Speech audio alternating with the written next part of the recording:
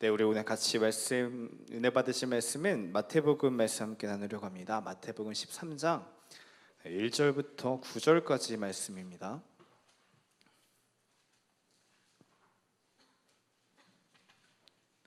마태복음 13장 1절부터 9절까지 말씀. 네, 우리 한 절씩 교독하도록 하겠습니다. 그날 예수께서 집에서 나가사 바닷가에 앉으시매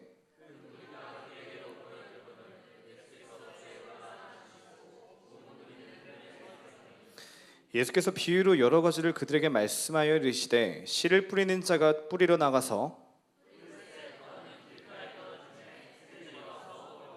더러는 흙이 얕은 돌밭에 떨어짐에 흙이 깊지 아니하므로 곧 싹이 나오나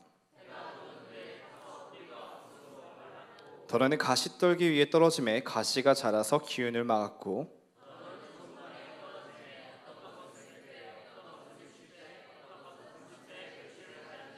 다 함께 귀 있는 자는 들으라 하시니라. 아멘. 우리 오늘은 네 가지 밭이라는 그 말씀으로 함께 은혜를 나누려고 합니다. 네, 그 말씀 함께 나누기 전에 우리 한 가지 테스트를 좀 했으면 좋겠습니다. 어떤 테스트냐면 주의력 집중 테스트인데 앞에 이제 영상이 하나 나올 거예요. 영상에 그 하얀색 옷을 입은 사람이 있습니다. 공을 몇 번이나 튀기는지 패스하는지 한번 확인해 보세요.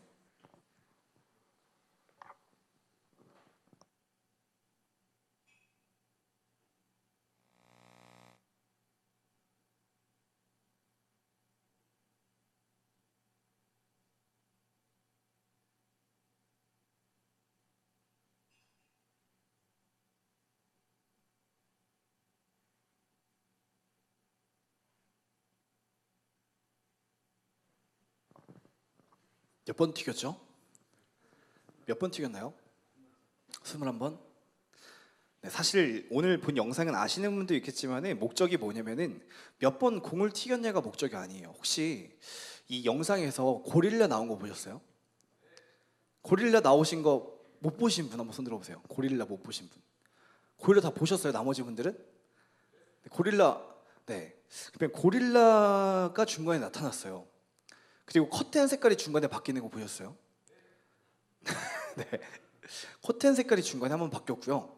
그리고 검정색 옷을 입은 사람 한 명이 중간에 사라집니다. 못 보셨죠? 한번 영상 다시 한번 플레이해 볼게요. 자세히 보세요. 고릴라 못 보신 분 고릴라 보시면 깜짝 놀랍니다.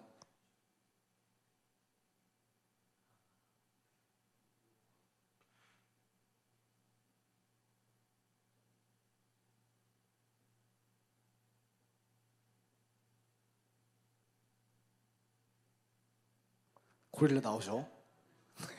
고릴라 커튼 색깔도 지금 바뀌었어요. 검정색 옷 한 명 사라졌죠? 원래 3명이었잖아요, 그렇죠? 네. 네, 고릴라 저는 처음에 모르고 처음 이 영상을 봤을 때 고릴라가 나온지 전혀 몰랐거든요. 이 영상 딱 보고 고릴라가 나온다고 해서 고릴라를 다시 봤는데 고릴라가 나타난 거예요, 중간에. 그래서 너무 기겁을 했습니다. 깜짝 놀라서 이렇게 큰 걸 내가 못 보다니. 네, 그리고 그거 외에도 이제 막 커튼 색깔 중간에 바뀌고 검정색 옷 입은 사람 이렇게 바뀌고 이제 그런 것들이 나타나죠. 이 실험이 뭐냐면요, 무슨 실험이냐면 무주의 맹시라는 실험입니다. 무주의 맹시. 다시 말해서 내가 주의하지 않는 것들은 볼 수 없는 그것을 확인하는 실험이라는 거예요. 그러니까 우리는 시야가 사실 이렇게 여기를 쳐다보면 여기까지 다 보이죠. 근데 여기 보는 사람 중에 내가 누구를 보기로 결정하면은 그 사람만 보여요. 그렇죠? 다 보이는 거 맞는데 진짜 보는 거는 내가 보기로 한 게 보이는 겁니다. 무주의 맹시 실험이 그래요. 내가 주의하지 않고 보게 되면은 저 영상 처음부터 끝까지 봤잖아요. 근데 아무 고릴라를 발견을 못해요. 커튼 색깔이 바뀌는 걸 확인을 못합니다. 중간에 사람이 한 명이 사라졌는지 안 사라졌는지 몰라요. 왜냐하면 나는 공을 몇 번 튀겼는지를 세고 있느라 거기에 주의가 갔기 때문에 보이지 않는다는 겁니다. 그리고 이거와 비슷한 개념으로 또 뭐가 있냐면 무주의 맹청이라는 그런 게 있습니다. 개념 어떤 거죠? 비슷한 개념이죠. 주의하지 않는 것은 들리지 않는다. 그거예요. 내가 주의해야만 들린다는 겁니다. 내가 주의하지 않으면은 많은 것들을 듣지만 그것이 나에게 전혀 남지 않는다는 겁니다. 이처럼 사람은 수없이 많은 것들을 보고 많은 것들을 듣지만은 자기가 보기로 선택한 것만 보고 자기가 듣기로 선택한 것만 들으면서 살아갑니다. 이거 꼭 보는 거랑 듣는 것만 그런 것도 아니에요. 내가 내 신체 감각을 어디에 집중하기 시작하면은 거기에 모든 신경이 쓰여요. 그러니까 예를 들어서 숨 쉬는 거에 대해 여러분 한번 집중을 해보시면은 숨 쉬는 게 굉장히 좀 불편해집니다. 그런 적 없으세요? 저는 내가 지금 숨을 어떻게 쉬고 있지라고 생각을 하면은 숨 쉬는 게 좀 애매해져요. 막 좀 약간 어색해지기도 하고 벌써 지금 호흡이 이상해지는 것 같아요. 네, 이처럼 사람은 자기가 주의하는 것, 집중한 것들 그거에 대해서 영향을 받으며 살아갑니다. 그리고 본다는 것, 듣는다는 건 뭐냐면 사실 내 인생을 이끌고 가는 거예요. 여기 중에서 내가 무엇을 보느냐, 여기 이 많은 것 중에 내가 무엇을 듣느냐는 내가 선택한 그것이 내 삶을 이끌어 간다는 겁니다. 제가 학부 때 상담을 전공을 했는데 그러면서 이제 많은 실습 상담을 했습니다. 상담 실습을 했을 때 각자 문제들이 있잖아요. 문제들이 있으니까 상담을 받잖아요. 이제 남자친구랑 이제 헤어져서 이제 상담을 받으러 온 친구는 모든 게 헤어진 거에 관련된 것만 보이는 겁니다. 노래를 들어도 이 밝은 노래에 막 슬픔이 느껴진대요. 그냥 내가 밥을 먹는데 그냥 평상시에 먹었던 밥이 이제 내가 헤어진 그 사람과 먹었던 걸로 생각이 되는 거예요. 똑같은 현상인데 똑같은 것인데 내가 지금 무엇을 가지고 이걸 보느냐, 무엇에 집중하여 듣느냐 이거에 따라서 그 사람의 인생이 그 사람의 삶이 피폐해질 수도 있고 혹은 또 다른 어떤 결과를 만들어낼 수 있다는 것입니다. 그러니까 사람 뇌 구조 자체가 선택을 해야만 살아간대요. 왜냐하면 이 모든 정보를 다 수용하기에는 사람의 뇌의 용량이 너무나 이제 부족하다는 겁니다. 선택하고 듣기로 한 것들, 그것이 내 삶을 이끌어간다. 그리고 오늘 본문은 사실 이거에 대해서 이야기하고 있습니다. 오늘 본문이 이야기하고 있는 것이 다른 게 아닙니다. 우리 9절 말씀 한번 읽어볼까요? 9절 말씀 귀 있는 시작. 다시 한번 시작. 귀 있는 자는 들으라가 사실 오늘 본문의 결론입니다. 들으라. 오늘 본문 배경이 어떤 부분이냐면은 예수님께서 강가에 가셔가지고 이제 그 무리들에게 제자들에게 말씀을 전하시기 전에 가장 첫 번째로 했던 이야기가 오늘 비유입니다. 밭의 비유. 그리고 나서 이 밭의 비유가 끝나고 난 다음에 7가지의 천국 비유가 나타납니다. 이해가세요? 예수님이 정말로 이 땅에 오셔서 전하고자 했던 그 말씀은 천국 복음이에요. 그걸 전하는 게 가장 중요했어요. 7번을 반복하잖아요. 7이라는 숫자가 이제 완전한 개념이 있는데 충분히 듣고 깨닫고 따라올 수 있을 정도로 풀어서 설명하셨다는 겁니다. 7번에. 근데 그 비유를 하기 전에 하셨던 비유 뭐예요? 4가지 밭의 비유. 무엇에 관련된 겁니까? 말씀을 들어라. 말씀을 들어야 한다. 여러분 앞에서 이제 말씀을 전하는 이제 누가 됐든 간에 말씀을 전하는 자가 있고 듣는 자가 있습니다. 근데 말씀을 전하는 자도 중요하겠지만은 더 중요한 것은 듣는 자입니다. 앞에서 이렇게 화법이 굉장히 화려하게 유창하게 하시는 분들의 말씀이 아무래도 잘 들리긴 하겠죠. 근데 그게 문제가 되는 게 아니라 듣고자 하는 이들의 그 마음이 그 말씀이 심기는데 훨씬 더 중요한 역할을 한다는 겁니다. 물론 앞에서 선포되는 말씀이 진리 하나님의 말씀을 전한다는 전제이긴 하지만 똑같은 말씀을 전한다고 했을 때 전하는 자보다 듣는 자의 마음이 훨씬 중요하고 이 원리는 예수님의 말씀 가운데도 적용된다는 겁니다. 가장 뛰어난 설교자가 누구시겠어요? 예수님이죠. 근데 예수님조차도 예수님이 말씀하실 때에도 듣는 자의 그 마음에 따라서 그 말씀이 심겨질 수도 있고 길가에 내버려져서 누군가에게 먹혀질 수 있다는 겁니다. 그렇기 때문에 가장 중요한 천국 복음 그 말씀을 전하시기 이전에 하나님께서 하신 그 비유가 예수님께서 네 가지 밭에 그 듣는 자들의 마음에 대해서 이야기해 주시면서 귀 있는 자는 들어라 하십니다. 귀 없는 사람이 거의 없잖아요. 귀 거의 다 대부분 귀가 있잖아요. 다 들으라는 겁니다. 들리는 그 소리를 들으라는 겁니다. 그게 가장 중요하다는 거예요. 그래서 여러분, 이 시간에 선포되는 그 말씀 가운데에 어떤 지금 마음에 염려가 있는지 모르시겠습니다. 듣는 그 상태가 어떤 상태인지 모르겠지만, 주님, 내가 여기 이 선포되는 주님의 말씀 가운데에 전하는 자가 중요한 게 아니라 이 선포되는 말씀이 내 마음에 심겨지기 원합니다. 그 마음으로 이 말씀을 받으셨으면 좋겠습니다. 물론 앞에서 전하는 저는 너무나 부족한 자입니다. 하지만 저도 최선을 다해서 하나님의 말씀을 있는 그대로 전하기 위해 노력하겠습니다. 들으실 때 그 마음이, 하나님, 이 말씀이 심겨지기 원합니다. 그래서 내 삶이 변화되기 원합니다. 주님의 그 천국 복음을 내 삶에 심기 원합니다 라는 마음으로 시간 그 말씀을 받으셨으면 좋겠습니다. 특별히 오늘 그 본문 말씀 네 가지 밭의 비유를 할 때에 이제 듣지 못하는 자에 대해서 이야기를 하죠. 예수님께서 굳이 비유로서 이야기하신 이유가 있습니다.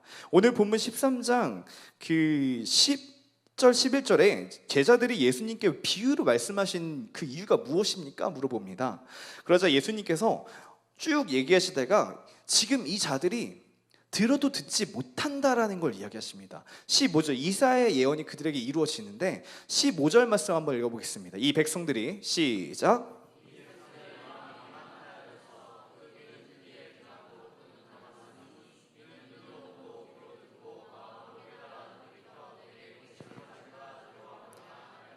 아멘. 이 말씀 그대로 계속 보시겠습니다. 15절 말씀 보시면은 이 백성들이 하나님의 말씀이, 예수님께서 말씀을 전하실 때에 듣지 못하는 이유가 있는데 그들의 마음이 완악해졌다고 합니다. 이 완악하다는 표현을 이제 원어로 찾아보니까 마음을 두껍게 하다, 두텁게 하다, 둔하게 하다 라는 그 뜻이더라고요. 마음을 둔하게 하여서 귀로는 듣는데 그것이 둔하다는 겁니다. 듣지 못한다는 겁니다. 또 눈은 감았기 때문에 눈으로 보고 귀로 듣는 것을 이게 제대로 못 받아들인다는 겁니다. 그리고 이는 그 이유가 뭐냐면은, 그렇게 완악한 이유가 뭐냐면 눈으로 보고 귀로 듣고 마음으로 깨달아서 돌이켜서 내가 하나님 앞에 다시 고침을 받을까 두렵기 때문에 완악하여졌대요. 이 표현이 이해가시나요? 내가 마음을 완악하게 한 이유가 뭐냐면 다른 이유가 아니에요.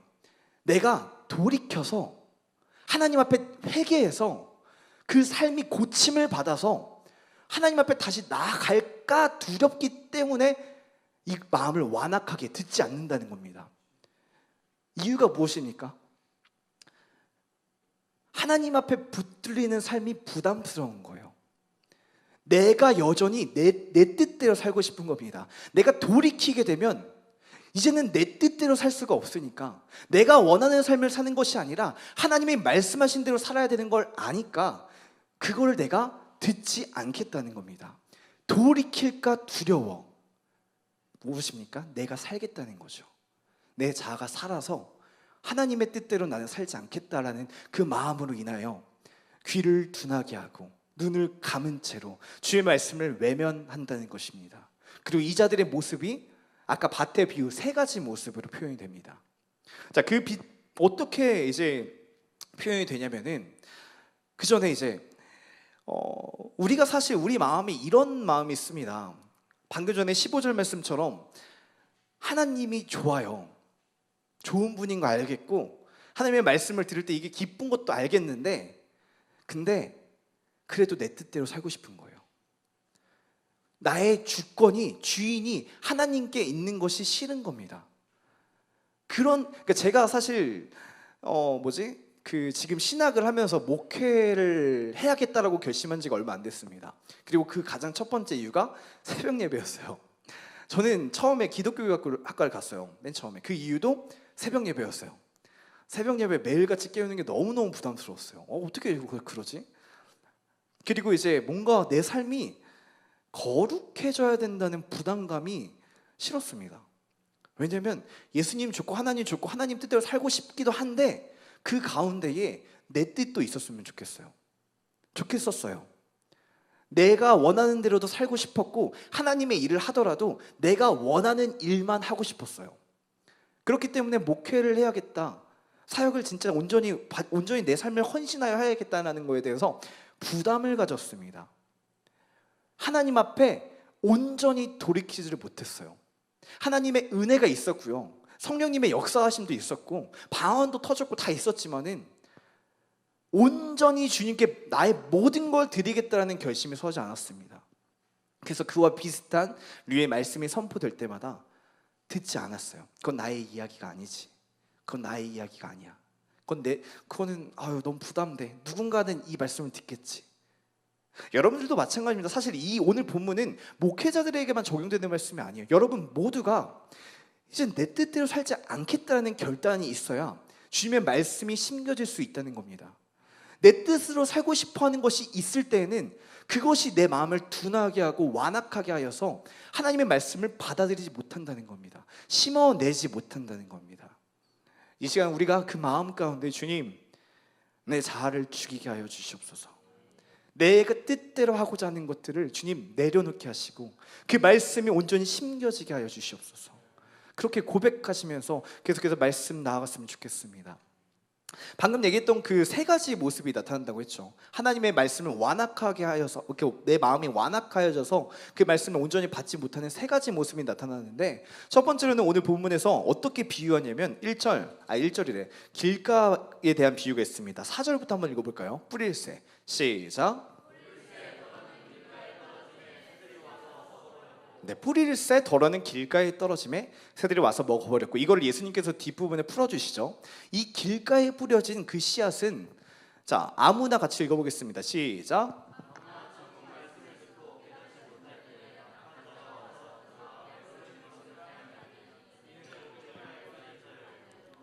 길가에 뿌려진 자유. 다시 말해서 쉽게 말하면은 하나님의 말씀이 전해지는 데에 내 마음 가운데 전혀 영향을 주지 못한다는 겁니다.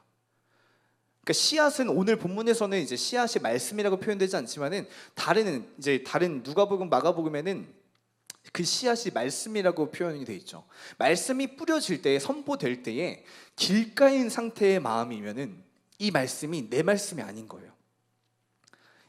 어떤 사람들은 이게 너무 부담스러워서 막을 수도 있고요, 튕겨낼 수도 있고, 어떤 사람은 나는 이미 이루었다, 이거는 내 이야기가 아니라 내 친구 이야기다, 이 이야기는 내 가정 이야기다, 이거는 꼭 이런 경우가 있잖아요. 이 말씀은 진짜 얘가 와서 들었어야 되는데, 이 말씀은 얘가 들었어야 되는데 내게 적용이 안 되는 거죠.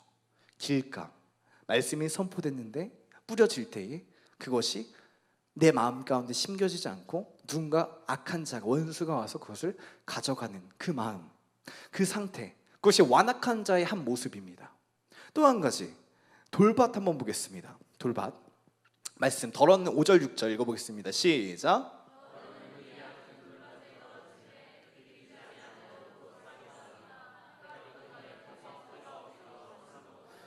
네, 이렇게 비유가 됐는데 20, 21절 이렇게 풀이해 주십니다. 돌밭에 시작.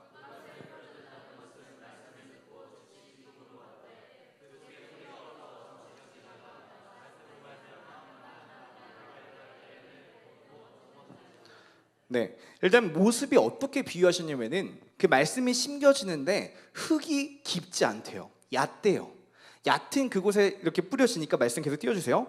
얕은 곳에 이렇게 뿌려지니까 그 깊지 아니함으로, 흙이 깊지 아니함으로 싹이 곧 나왔대요. 근데 이것이 해가 돋은 후에 타서 뿌리가 없어진다는 겁니다. 흙이 얕대요. 얕다는 건 뭐냐면은 내가 이걸 진짜 심겠다는 의지가 없다는 겁니다. 무엇 때문에? 돌들 때문에. 돌이 무엇이냐고 여기 써 있잖아요. 환난이나 박해가 일어날 때에 하나님의 말씀보다 그것들에 내가 눈치를 보고 그것에 따라가는 그것이 돌밭에 심겨진 자다. 다시 말할게요. 환난이나 박해가 언제 일어나죠? 이 세상에 무언가를 거스를 때 일어납니다. 그렇죠? 이 세상에서 요구, 사람들의 요구, 어떤 가르침, 어떤 문화, 분위기, 이것들을 거스르려고 할 때, 그때 환난과 박해를 당합니다. 그렇죠? 직장 생활에 이제 다 같이 술 마시는 자리에서 나는 주님에 대한 그 마음으로 내가 술 마시지 않겠습니다 할 때 그 눈치를 보게 되잖아요. 이 분위기를 거스르려 할 때, 이 세상에서의 어떤 가르침 흐름들을 거스르려 할 때 하나님의 말씀은요, 이 세상의 가르침과 똑같지 않습니다. 다릅니다. 그래서 그 뜻대로 살려고 할 때는 반드시 환난과 박해가 선택이 아니라 필연적으로 있습니다. 필연적으로. 그렇기 때문에 이 말씀이 진짜 내 삶 가운데 뿌리 내려지기 원한다면 흙이 깊어야죠. 얕으면 안 되죠. 그리고 그 돌들을 치워내야죠. 이것은 세상의 요구이기도 하지만 내 가치관일 수 있습니다. 이럴 땐 이렇게 해야지, 저럴 땐 저렇게 해야지가 하나님의 말씀보다 위에 있는 거예요. 그래서 그것들이 부딪힐 때 정말 망설임 없이 에이 그래도 이럴 땐 이게 아니지, 이럴 땐 전혀 죄책감도 없이, 우리에게 그런 영역들이 있습니다. 아까 길가에 대한 영역도 우리에게 있죠. 어떤 부분에 대해서는 우리가 길가와 같습니다. 그리고 또 어떤 부분에 대해서는 우리는 돌밭과 같습니다. 그렇죠? 당연한, 예를 들어 시험 기간에 내가 지금 공부를 해야 된다, 그래서 내가 오늘 예배를 평상시에 3-4개씩 드렸더니 그 예배를 한 번만 드리겠다, 아니면 이번 주는 빠져야겠다 라는 식으로 하는 게 되게 자연스럽거든요. 어떤 이 세상의 문화와 같거든요. 되게 서로 좋고 좋은 거에 대한 이야기 같거든요. 근데 그것들이 돌이라는 겁니다. 하나님의 말씀이 이 돌들과 부딪힐 때에는 언제든지 타서 없어지게끔 내가 선택한다는 겁니다. 여러분에게 그런 돌들이 있지 않으십니까? 가족에 대한 돌들이 있는 분들도 굉장히 많아요. 특히 온전한 신앙을 가지지 못한 가족들에게는 난 절대 하나님의 말씀을 하지 않아요. 어려워요. 사실 그 가족, 그 집에 딱 들어갔을 때 분위기라는 게 있습니다. 근데 이 분위기가 하나님의 말씀을 온전히 나눌 수 있는 분위기가 있는 반면에 어떤 분위기는 말하면 절대 안 될 것 같은 분위기가 있어요. 특히 이제 불신자 가족들을 가진 사람들이 많이 느끼는 건데, 이 집에서는 찬양도 왠지 하면 안 될 것 같아. 그리고 이제 뭐 아버지, 어머니 아니면 동생, 야 그래 우리가 예수님 믿어야지라는 말이 진짜 떨어지지가 않아요. 밖에서는 어떻게 보면 오히려 더 전도도 잘하고 하는데, 교회에서는 열심히 찬양도 하고 또 잘하는데, 집에만 가면은 이 집안의 그 분위기와 이 돌과 같은 딱딱한 그것들이 차마 내 입에서 나오지 못하게끔 하는 것들이 있습니다. 그럴 때에는 하나님의 말씀이 어떻게 된다고요? 해에 타서 없어지는 것 같이, 언제 내가 그런 적이 있었냐는 것처럼 가만히 있는다는 겁니다. 우리가 극복해야 될 돌들이 있습니다. 우리가 해결해야 될 돌들이 있습니다. 근데 우리도 모르게 이건 어쩔 수 없지라고 내 마음을 닫아놓고 마치 무거운 돌과 같이 아무렇지 않게 살아갈 수 있다는 거예요. 그게 완악한 자들이 가지고 있는 또 한 가지의 모습입니다. 마지막 또 어떤 거죠? 가시떨기라는 그 본문이 있죠. 비유가 있죠. 완악한 자들이 또 이러한 모습으로 나타납니다. 덜어는 같이 읽어볼게요. 시작.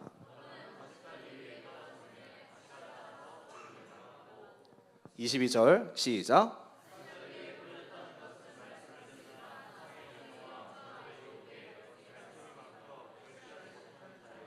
네, 완악한 그 자들의 모습이 가시떨기로도 나타나는데, 자, 가시가 자라서 기운을 막았답니다. 그리고 그 가시는 세상의 염려와 재물의 유혹에 그 말씀을 막히는 것들을 상징한대요. 이 세상에, 하나님이 만드신 이 세상에 가시가 언제 처음 생겼을까요? 맞아요. 창세기 3장 17절 18절에 처음으로 이 가시덤불에 대한 얘기가 나옵니다. 어떤 상황이죠? 하나님이 먹지 말라 한 나무의 열매를 먹은 그 시점에 그 사람으로 인하여 너로 말미암아 저주를 받아서 이 땅이 이 행동으로 인하여 저주를 받아서 그때부터 땅에 가시덤불과 엉겅퀴라는 것이 생겨나기 시작했답니다. 사람이 선악과를 따먹었다는 그 결정적인 계기가 뭐냐면은, 그 전까지 사람은 하나님의 말씀대로 살아가는 게 당연했죠. 근데 뱀이 와서 어떻게 유혹하죠? 네가 이 열매를 먹으면 어떻게? 하나님처럼 될 것이라. 내가 주인이 되는 거예요. 내가 주인이 되는 그 시점부터 하나님의 말씀 가운데 만들어진 이 세상이 내가 주인이 되려 한 이 나의 삶 행동을 통하여서 저주를 받고 내가 수고하여야만 이 소산을 얻을 수 있게 되었어요. 그것이 지금 이 세상에 흐르는 원리입니다. 이 세상에서 지금 말하는 가치가 뭡니까? 네가 원하는 대로, 네가 하고 싶은 대로 해라. 뱀의 속삭임과 똑같죠. 그리고 그 가르침은 내가 하고 싶은 대로 하기 위해서 너는 그만큼 수고하여야 한다. 수고하지 못하면, 그 능력이 인정받지 못하면 너는 이 소산을 가시덤불로 인하여서 온전히 얻어낼 수 없는 이 시대를 살아가고 있습니다. 굉장히 자유한 시대 같잖아요, 이 시대가. 근데 내가 하고자 하는 것이 많으면 많을수록 그것은 나에게 수고하고 무거운 짐들로 와서 나를 압박합니다. 그것이 가시떨기의 삶과 마찬가지죠. 선인장이 있죠. 선인장의 가시가 어떻게 생겨났는지 혹시 아시나요? 학교에서 배웠죠, 이런 거. 원래 선인장의 가시는 잎이었대요. 잎사귀였대요. 근데 이 기후가 어때요? 사막이니까 굉장히 덥고 물이 온전히 구해지지 않는 그 상황이잖아요. 그래서 이 잎사귀가 넓으면 넓을수록 이 따가운 태양볕에 내 그 수분을, 잎을, 그 물기를 이렇게 증발시켜서 뺏기게 된다는 겁니다. 그래서 얘들이 살아남기 위해서, 내 걸 지키기 위해서 잎사귀가 점점점 오므려지면서 가시가 되었다라고 하죠. 우리가 가시가 되는 게 언제냐면요, 내 것이 부족해질 때, 지키려 할 때. 우리가 언제 만족을 얻습니까? 하나님으로 인하여만 만족을 얻잖아요. 그렇죠? 하나님으로만 만족할 수 있는 자들입니다. 근데 내 뜻대로 내가 주인 되어 살아가다 보니까 항상 결핍할 수밖에 없죠. 많이 가진 자처럼 보이는 사람도 항상 부족해요. 재물에 대한 게 부족할 수도 있고, 사람의 정에 대한 게 부족할 수도 있고, 내 능력에 대한 게 부족할 수도 있고, 항상 결핍을 느낍니다. 그리고 이걸 지키기 위해서 가시가 되어지죠. 그래서 그 가시가 되면 될수록 말씀의 기운을 막아서 그 말씀의 힘을 잃게 된다는 겁니다. 무엇이죠? 이 세상의 것들, 내가 더 지켜내야 될 것들, 내가 해야 할 것들, 이것들로 인하여서 내 가시를 더욱 자라게 할 때에, 그걸 내가 뭔가 더 챙기고 놓고 싶지 않을 때에, 이 물질만큼은 절대 안 돼, 이 능력 이것만큼은 절대 안 돼라는 것들이 생기면 생길수록 내 삶이 가시가 되고, 그 가시가 자라면 자랄수록 이 세상의 염려와 재물의 유혹 때문에 힘을 잃게 되어 하나님의 말씀이 사라지게 된다는 겁니다. 그것이 아까 말했던 완악해진 그 사람의 모습 중에 또 한 가지라는 거예요. 우리에게도 이런 가시의 영역이 있습니다. 어떤 사람한테는 이게 재물이 될 수 있어요. 돈 이야기만 나오면 그렇게 은혜롭고 이렇게 귀했던 그 마음이 갑자기 움츠려들어요.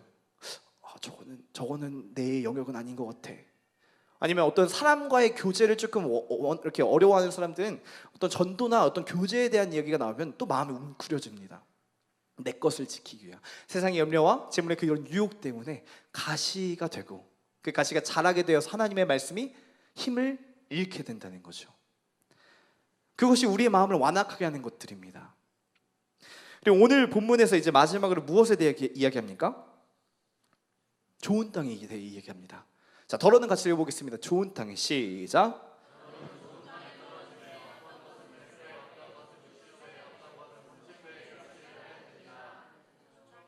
네, 23절도 시작.